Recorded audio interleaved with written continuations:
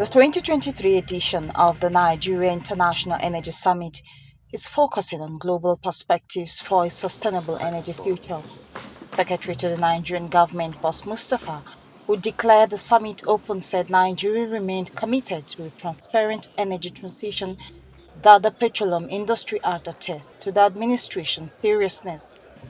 We made several other modest achievements in the energy sector, and we are documenting them properly for future. Posterity will be kind to this administration in the area of energy reform. This edition, the demand for energy continues to rise, making it more important than ever before that we work together to find sustainable and innovative solutions to meet this growing demand. Experts at this Abuja summit say Nigeria's oil and gas industry has limited window towards exploitation of its vast hydrocarbon assets for transformation of the country.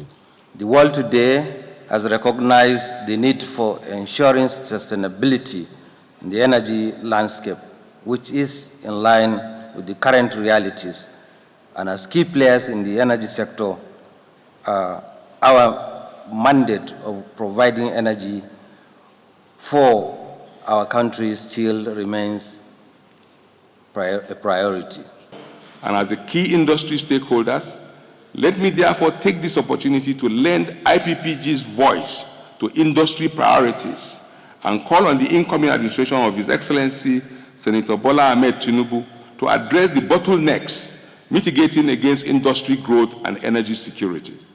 The administration's agenda for the industry should be geared towards A, improving investor confidence through effective implementation of the PIA and strengthening of regulatory institutions. B, arresting the menace of crude theft across the Niger Delta, which still lingers despite recent successes recorded by the federal government. C, harnessing the nation's hydrocarbon asset, particularly gas, to catalyze and rapidly industrialize the Nigerian economy. And C, building a broader value-creating midstream gas processing plants and downstream refineries and transforming Nigeria into product suppliers. And E, eliminating industry-wide subsidies for all hydrocarbon and refined products as they remain detrimental to the growth of a vibrant industry. One of the biggest unintended policy risks relates to investments. The global oil sector alone will need cumulative investment of $12.1 trillion through to 2045.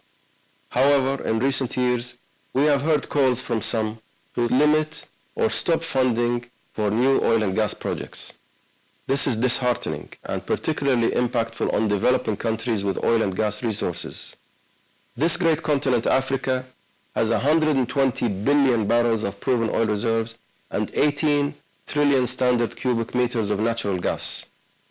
For countries to properly utilize these resources for the benefit of their people, investment levels must be adequate. Other speakers, including the Secretary General African Petroleum Producers Organization, Omar Farouk, say the shift from fossil to renewable energy is a signal that Africa's petroleum future is in Africa's hands. For those who have, in the last 75 years or so, provided us the finance, the technology, and the markets, will dump us as soon as they have found alternatives. And they are working hard to find those alternatives. We've gone into partnership with the Africa Exim Bank, Afri-Exim, to establish the Africa Energy Bank. Its primary objective is to finance oil and gas projects in the continent. Negotiations on the charter establishment and establishment agreement and governance structure have reached advanced stage. The summit, which is in its sixth edition, attracted key players in the oil and gas industry from across the globe who are expected to brainstorm on inclusive negotiation and solutions in the climate change fight for the next 5 days. Mwesi Igono, AIT News, Abuja.